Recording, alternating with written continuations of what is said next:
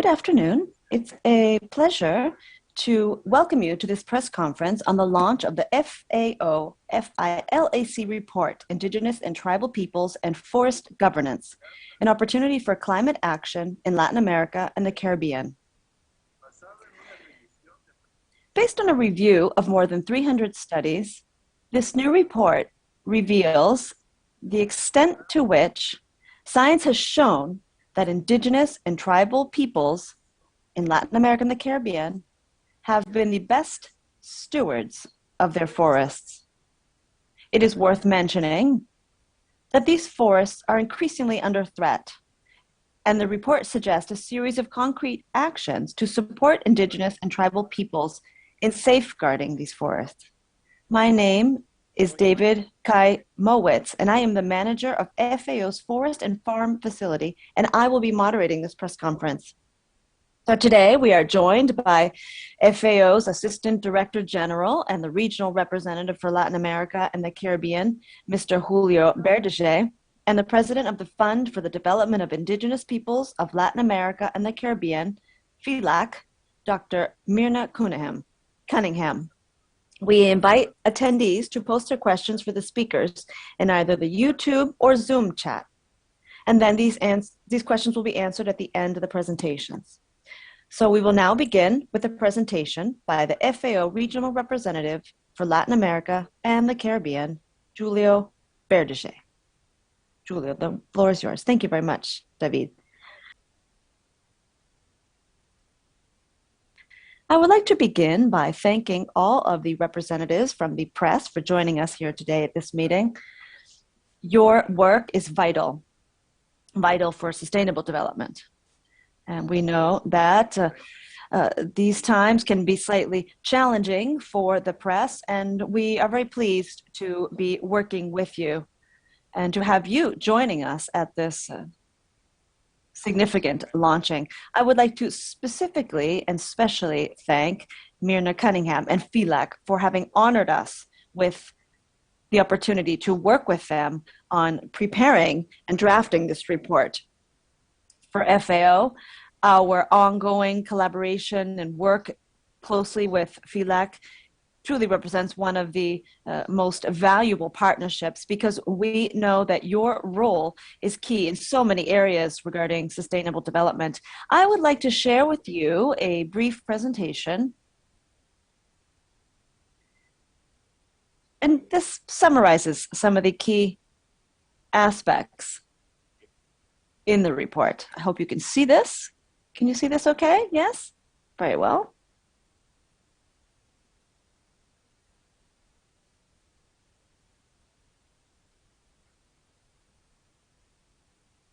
There we go.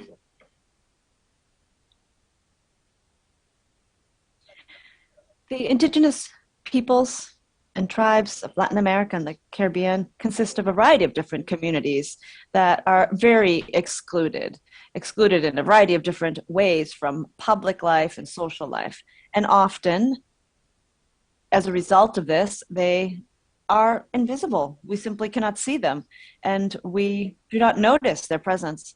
So we are referring to roughly almost 60 million individuals who make up this universe of indigenous peoples, and we have to add to that 10 million, 3 to 5 million other individuals who are part of the Afro-descendant and tribal groups. Now, all of these individuals, and well, many of these individuals, roughly 10 to 15 million individuals, live in the forests of our region.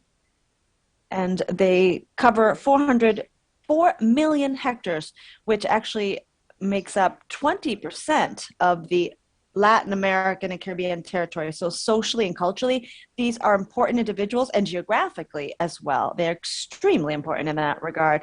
Now, these peoples use and control roughly 380 million hectares of forestry land. So what does that mean? What is this actually equal to? Well, it's 3 times the size of Colombia, for example, just to size this for you. Now, what I really want to point out with regard to this report is that the information is science-based. It's empirical, evidence-based. It's not based on opinions or what we think it would be better or worse, but the report is based on science and evidence that has been drawn from 300 odd studies over many years. And the information states that the indigenous peoples, by way of their forestry management techniques, have been instrumental in preventing deforestation, which is equal to 42.8 million tons equivalent of CO2 in the atmosphere. That is what they have prevented from being in the atmosphere. That is equivalent to taking 8 to 9 million cars off the road annually. And that is what the indigenous people are doing for humanity.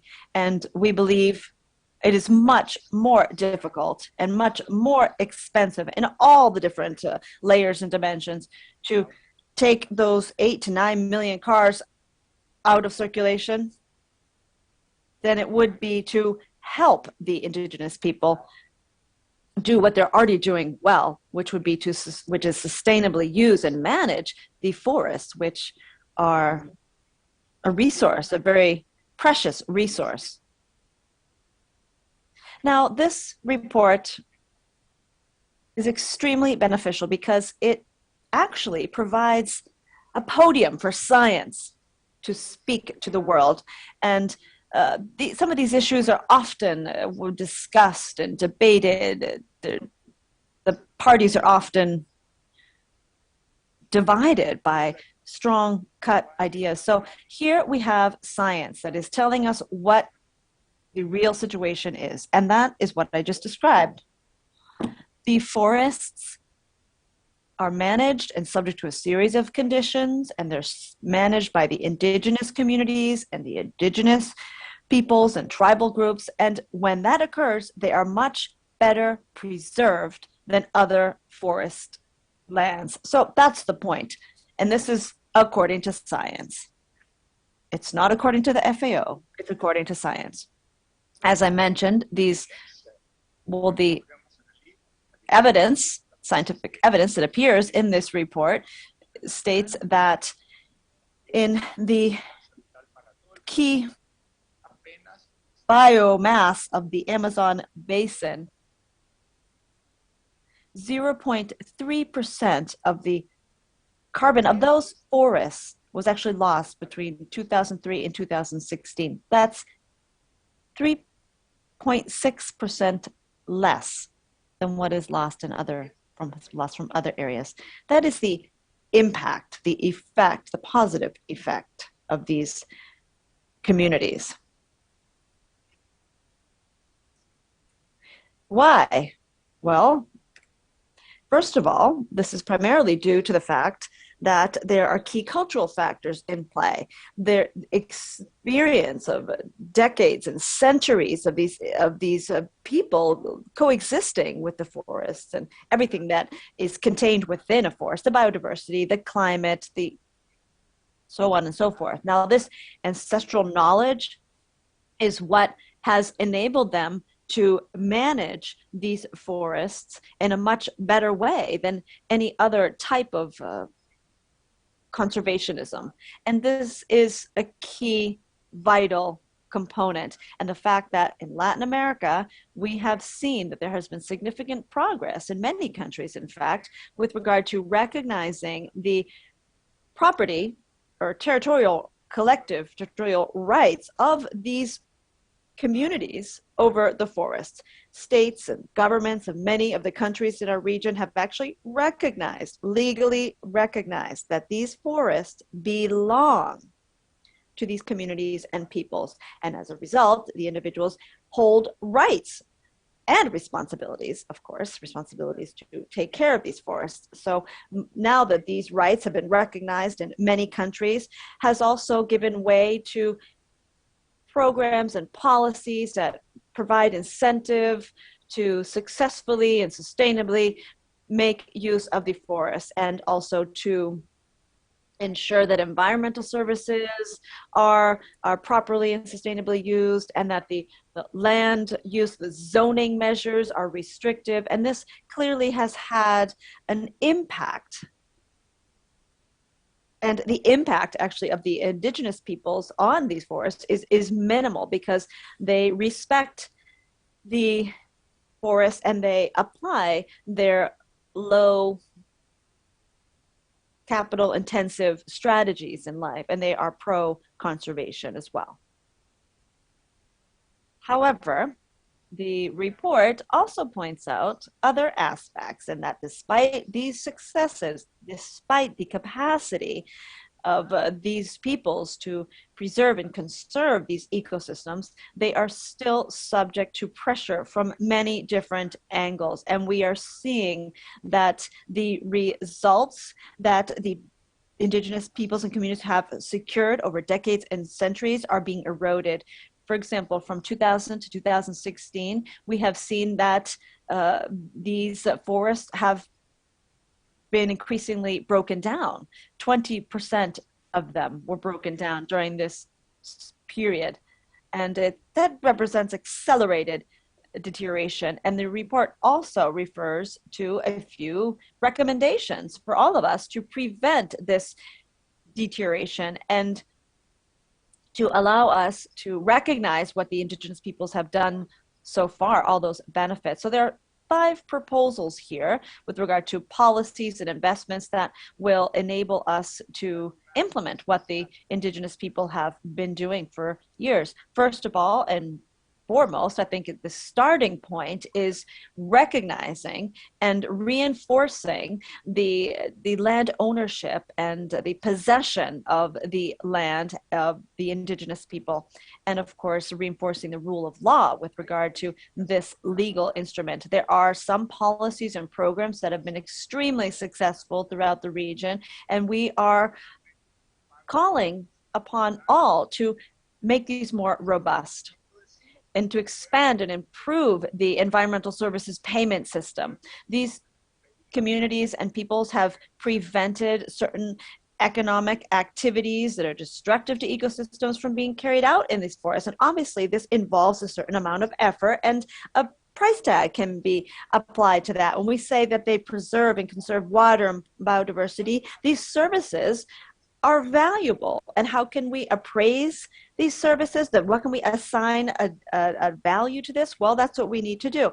And if not, some of the ecological foundations of these forests will be destroyed. And there is a value to these services the indigenous peoples and tribal groups have provided, and there are ways to compensate them for these services that they provide to humanity at large. Policies that also allow for this sustainable management. These forests aren't museums. It's not as though we're not going to touch them. And the indigenous peoples know how to generate economic value from the forest and forest products in a sustainable fashion, because that is their life. And they need to generate employment opportunities for their people, of course, in keeping with the most appropriate policies. And there are 2 key aspects here, which are strengthening traditional knowledge and cultures and providing background for that.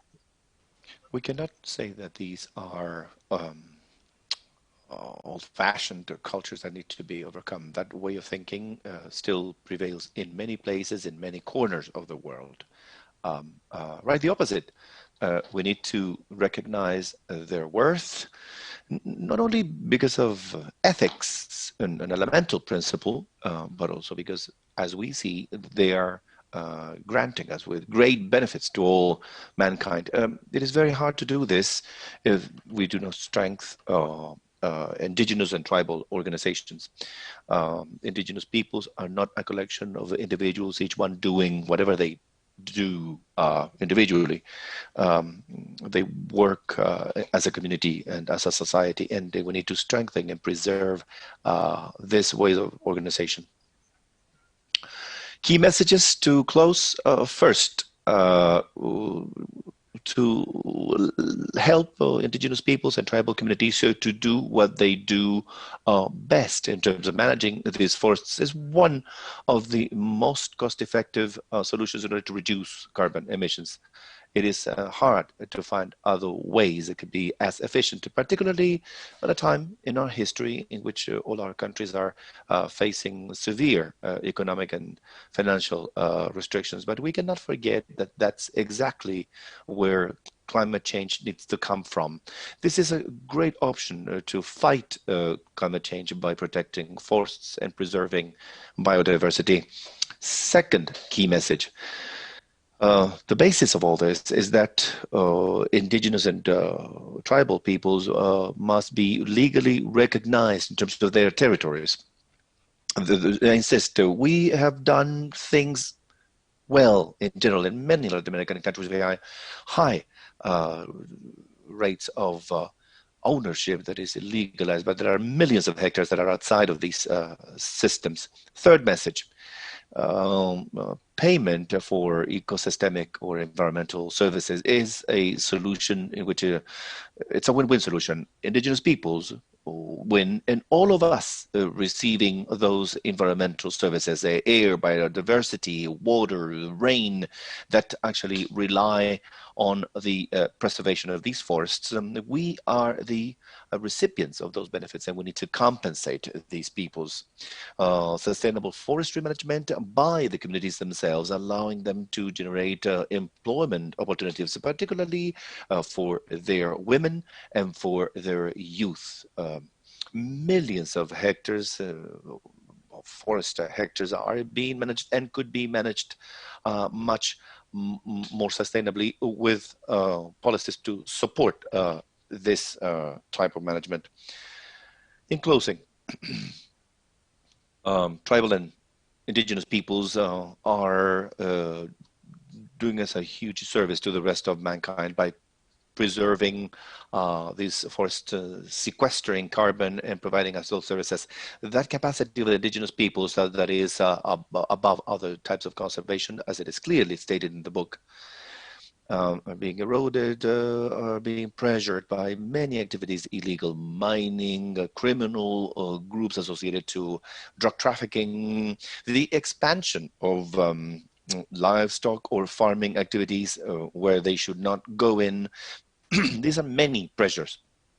They are eroding the capabilities of these indigenous people. So we, without recognizing it, we have received the benefit from this, what these peoples have done for decades, but those benefits will be lost if we do not help them to do what they do best. And this is one of the best and most efficient options from an economic and financial point of view for Latin America and the Caribbean to contribute to fight climate change. Thank you very much.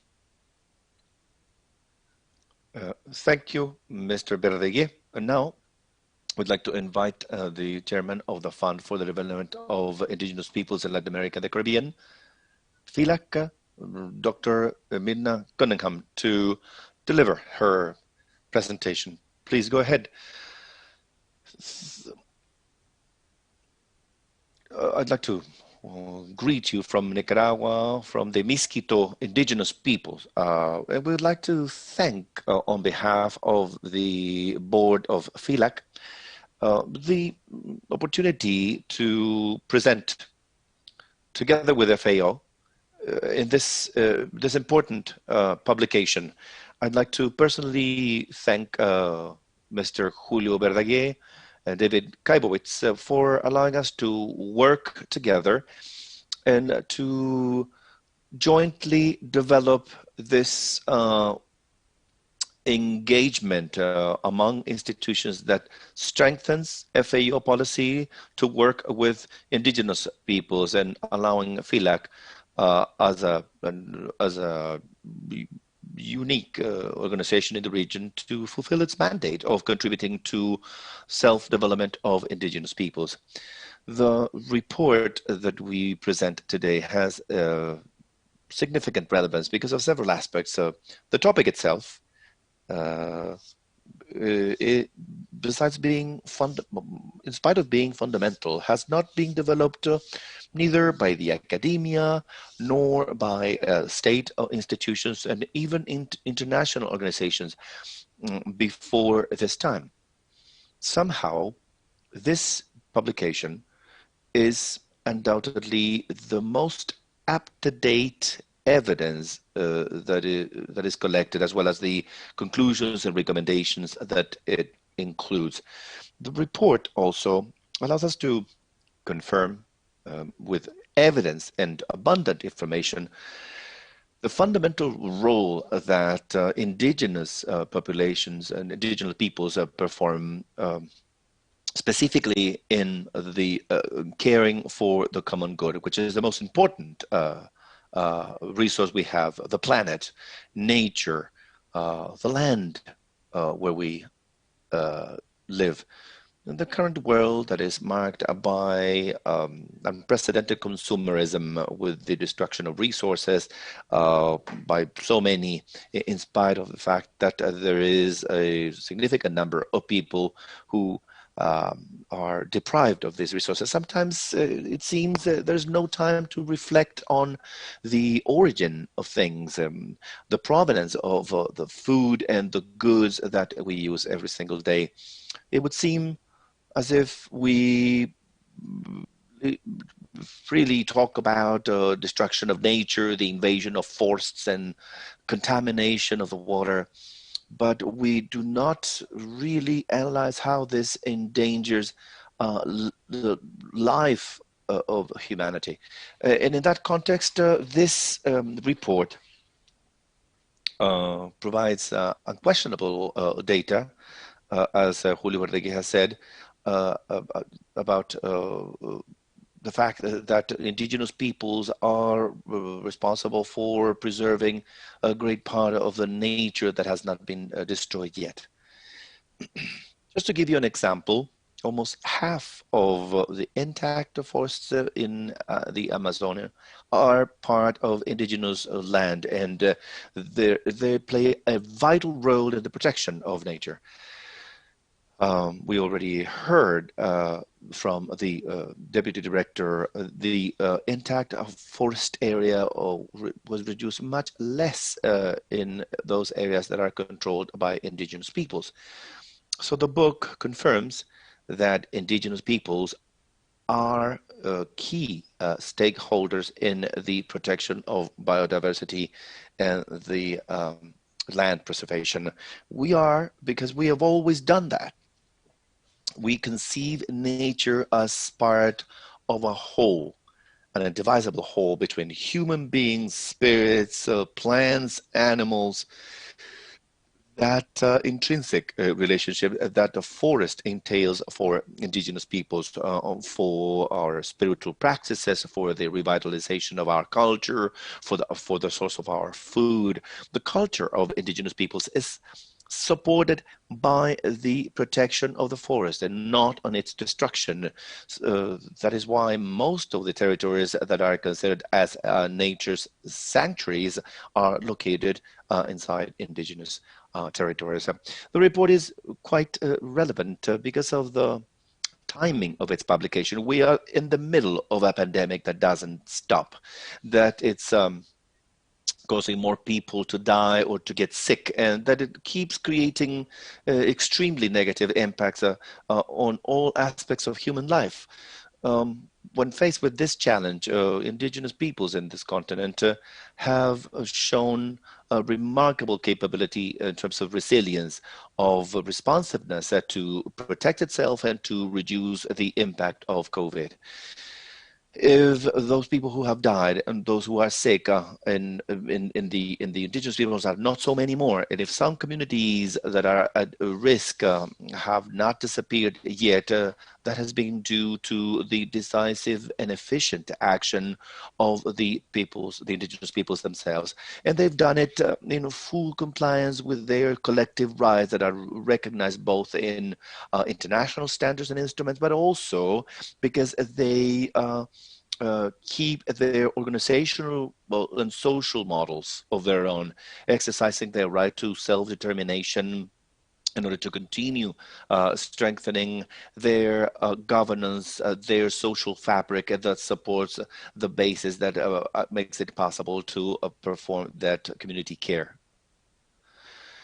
What the book does is to confirm, reassure a declaration of the United Nations about the right of indigenous peoples, that they have, indigenous peoples have the right to preserve and strengthen their own spiritual relationship with the land, the territories of war, and the coastal resources that they have traditionally possessed or used, and to take on the responsibilities that entails for the coming generations.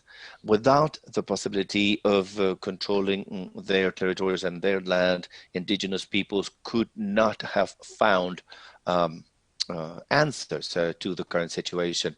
And that is exactly what the book confirms. On the one hand, the book also sets or establishes the cost-benefit relationship that exists in terms of the regulation, the legal ownership and exercise of collective rights of indigenous peoples over their own territory. That is to say, to solve these problems that many times go beyond legal aspects, and it reduces the possibility of conflicts that our region many times has some violent connotations. On the other hand, the fact the forest inside the territory of Latin American indigenous and tribal peoples play a role locally, regionally, and globally. It's clearly evident in these books. In other words, the defense of territorial rights of indigenous peoples is not only a legal mandate, but at the same time, it brings about benefits for all mankind. That's why, as the book it states, it is fundamental to support governance of indigenous peoples over their forests, over their territories. And in that case, it creates policies that allow to strengthen its relationship with nature. Therefore, have an impact on the mitigation of global warming and climate change. At FELAC, and I'm sure at FAO as well, we are fully convinced that publications such as this one will be helpful to bring about evidence and sound arguments that will allow us to find different ways through or around the limitless extraction that has occurred and the model under which it has occurred. In that regard, the role of the indigenous peoples is crucial. Thank you. Thank you very much, Dr. Cunningham. Now we will begin the Q&A period, and I would like to remind you, all of you, that you can send your questions either to the YouTube channel chat or the Zoom chat, and make sure you specify who your question is for. We have a first question here for Julio Berdeguue from the Xinhua Agency in Panama. How much do you need to invest and in what time frame in order to ensure that these peoples will continue to be permanently stewards of the forest? And where would these resources come from? How much, for how long, and where would they come from? Thank you for that.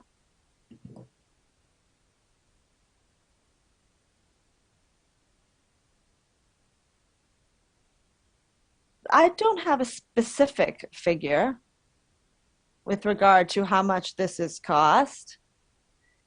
And first, let me provide you some references. The programs for environmental service payments run between $4 to $32, $34 per hectare, roughly. That is a benchmark for you. If you multiply that by the total million hectares of forests that are occupied and utilized by the indigenous peoples, well, you can see that we would be talking about a significant figure. But allow me to provide you another reference. Our today and around the world and in this region, we are all very much concerned about the economic recovery as a result of the pandemic. It is imperative for us to come up with millions of job posts because many people have lost their jobs, have lost their source of income. So if you need to come up with an entirely new job post in the construction sector, for example, according to World Bank figures, this would cost roughly $40,000 per each individual new job created. Okay, now to create a new job on the basis of this alternative, this new alternative, an entirely new job in this realm of options that we have discussed under the report is 10 times less expensive. And with that, we can easily estimate that we could generate up to 300,000 jobs under these types of systems, such as sustainable forestry management carried out by the indigenous peoples. And that is roughly the investment that we would be dealing with to cover this universe of territories. Thank you for that. One second. I didn't answer part of the question. Where are these funds coming from? That's very, very important to mention that these organizations are limited in their funding. And obviously the private sector here has a significant opportunity here to obviously reach agreements, of course, to invest, but in agreement with the indigenous peoples. Many companies around the world are looking into ways to compensate their carbon emissions. And here you have an opportunity. Why not invest alongside the indigenous peoples in their ecosystem generation systems or their sustainable forestry management systems? There are a wealth of opportunities for the private companies to reach fair, equitable agreements with the indigenous people so that they can compensate for or offset their carbon emissions. Thank you. There's a question here for Dr. Cunningham from Luis Sierra. Two-part question. The first part is, when was the study conducted? And I can answer that. The study was conducted in November 2019 to November 2020, and the sample included roughly 300 studies. Now, the question for the doctor is as follows. The pandemic has the pandemic had an impact on the relationship between the indigenous people and these forests that that need to be conserved and preserved? In other words, how has the COVID-19 pandemic impacted this context?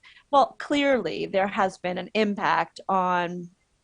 Well, allow me to answer your question with two examples. Now, the Secopai community is a community located in a border region in Ecuador. And what that community did when they realized that 40 of their 700 community members were infected with COVID. And what they did was they went to the forest and they looked for medicinal plants to boost their immune system. Once again, they were resorting to the forest to revitalize their community, to their culture, to seek the medicinal plants. And this is an excellent example of how you can strengthen the relationship between indigenous peoples and the forest and what has occurred during the pandemic. What we have seen in other countries, however, is that the pandemic has been actually used as a pretext by many different states to continue providing concessions applicable to the indigenous lands. We have seen in many cases where the mining concessions have expanded, or, for example, for the indigenous peoples in Colombia, the situation has been disastrous. In fact, they tried to take measures to control their territory and to fight against the drug traffickers, and we have seen that they have been assassinated, murdered just for trying to protect their land and their territory. So we have also seen how the crime rate in the indigenous communities has increased. We have seen that there's been an increase in racism against indigenous peoples. So clearly, the forests have been significantly impacted, affecting the indigenous people during the pandemic. We have seen that this is the result of the imposition of the extraction-based model applied to these forests even during the pandemic. Thank you for that, MYRNA. Question for Julio. What policies should be adopted by the countries to reinforce the role of the indigenous peoples and tribal groups with regard to forest stewardship or governance? So what policies should be implemented by the countries? Thank you for that question. Well, the report, which once again, it refers to policies that work well, and we are not in reinventing the wheel. The report refers to what has worked well, what has been effective in terms of policies. And based on that, a series of proposals are submitted. One, to continue to expand, to further develop the process to recognize the territory rights and the legal ownership of the indigenous peoples and tribal groups. We still have tens of thousands of hectares that need to be zoned, if you will, and we're not zoned, but we need to determine the legal ownership of the indigenous peoples in those lands. And secondly, policies that bring about economics incentive that will provide compensation to the indigenous and tribal groups for the benefits, the environmental and benefits that they are providing to all of us by preserving and conserving biodiversity, for being carbon sinks, and these compensation policies for the environmental services or payments for the environmental services are successful measures, according to the report, when and where they have been implemented. And so it's necessary to expand these.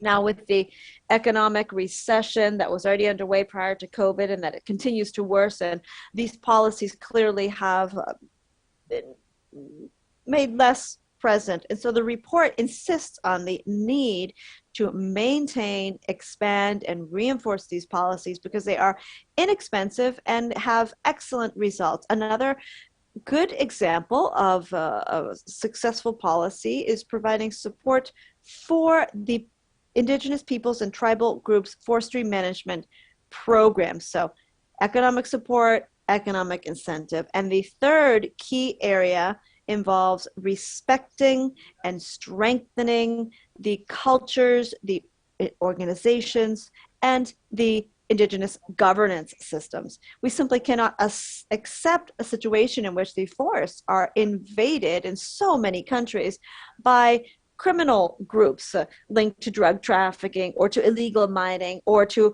forest illegal felling of trees. They do not just destroy the forest, they deforest, they pollute, etc., but they also, and often, all too frequently in our region, they also have murdered the indigenous and tribal groups. They end up being murdered because they are in the way, if you will, of these criminal groups. So we simply cannot continue to allow these mafia groups to invade these forests and to simply destroy. So the states need to be on the side of the indigenous peoples to prevent this intervention and invasion and enforce surveillance and monitoring systems. The indigenous people are doing their part, but it's unfair to expect them to do everything. Thank you for that. Thank you, Julio. And I have a question for both of you. Let me begin with MYRNA Cunningham from Aldo Benitez from La Nación in Paraguay. What can we do to ensure that the multinational agribusinesses will work in a coordinated fashion with the indigenous peoples with regard to protecting forests. Now, despite the fact that I come from a small country, Paraguay has a wealth of natural resources that are key for the region, but today these resources are under significant threat, primarily or significantly as a result of these multinationals. So how can we revert the situation and ensure that there is a partnership between the parties? Well, first of all, it is necessary to continue working on what we call the UN Business and Human Rights Working Group. That this group has been working for quite a while on ensuring that regulations and legislation are upheld, and they've been working in several key areas. So these principles, in fact, are, well, we are beginning a new decade to reactivate these principles. And I bring up the business sector because they do have an obligation to respect human rights and to conduct due diligences prior to investing to ensure that human rights are not violated in the areas where they will be invested.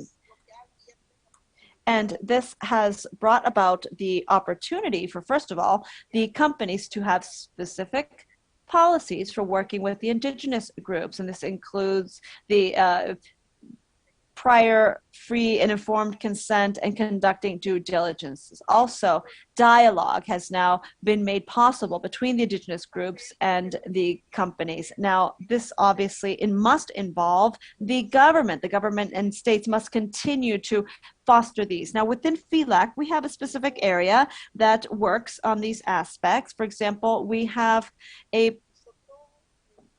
group, tripartite group, where we try to foster dialogue between governments, the business sector, and indigenous peoples, because as mentioned quite poignantly by Julio, it's not just a burden, the onus is not just on the indigenous people, but on all the groups. But the only way to ensure that this actually occurs is to have safeguards that are set forth by governments and that are respected by the business sector to ensure that there is room for dialogue, that there are opportunities to have discussions and reach common agreements among the various groups, the private sector and the indigenous peoples, and to ensure that there are benefits for the indigenous individuals and peoples in the event that they allow for investments to take place in their territories. They must ensure that their rights are being respected and that they have recourse in the event that they are not. And this must involve the three parties mentioned. Thank you for that. Would you care to add anything to that, Mr. Berdeguue? I would just like to mention that the international community has actually set up robust funds, in fact. The Global Environmental Facility, for example, the Green Climate Fund, etc. These are funds that are earmarked for fighting climate change. And at FAO, we think it is extremely important and a significant opportunity at the same time. Actually, more importantly, there's a significant opportunity here to work hand in hand with the governments, because it's the governments that need to request that these funds be activated. So the situation is that there may be significant projects that could be funded by these specific funds that are the result of a variety of different climate related agreements. And so the idea would be for these to be activated and to be earmarked for the benefit of the indigenous communities and tribal groups in the forests.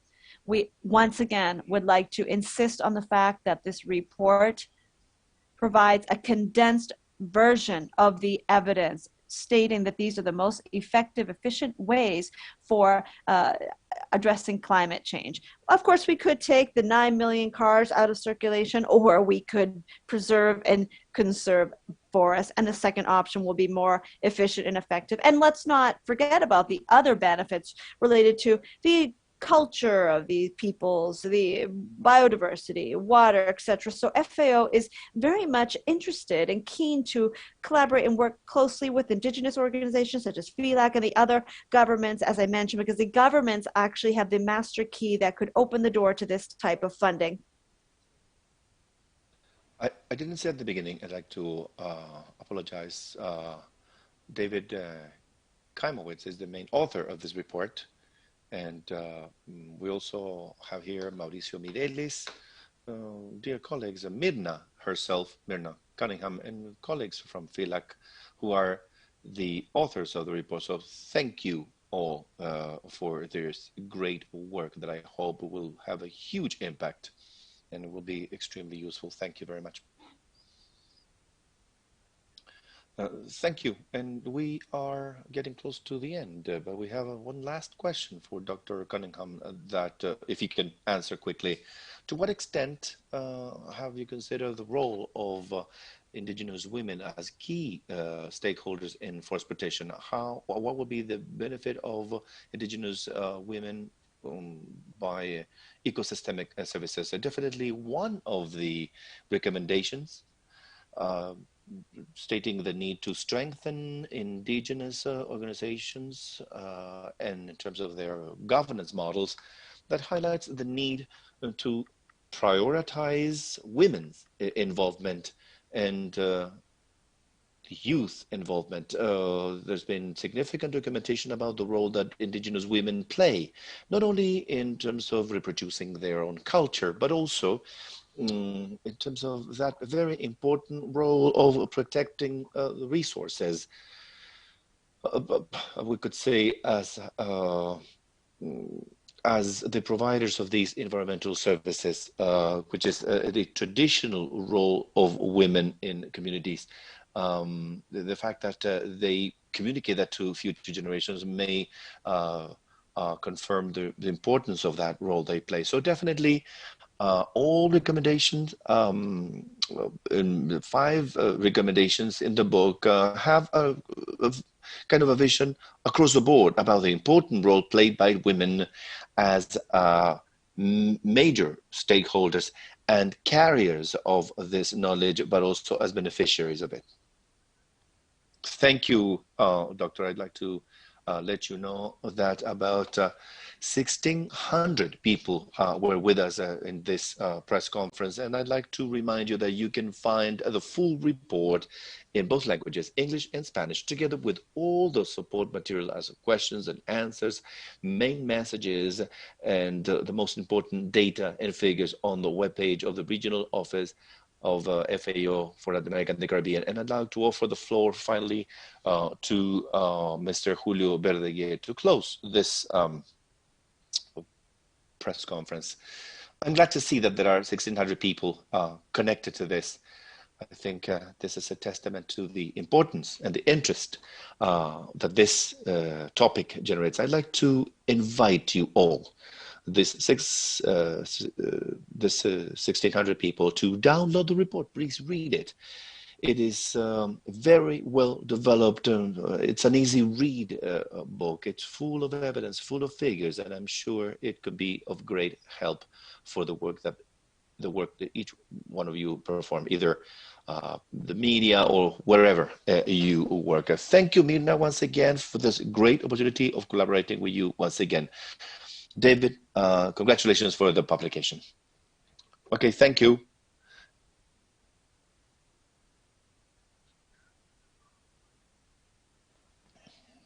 Thanks, everybody.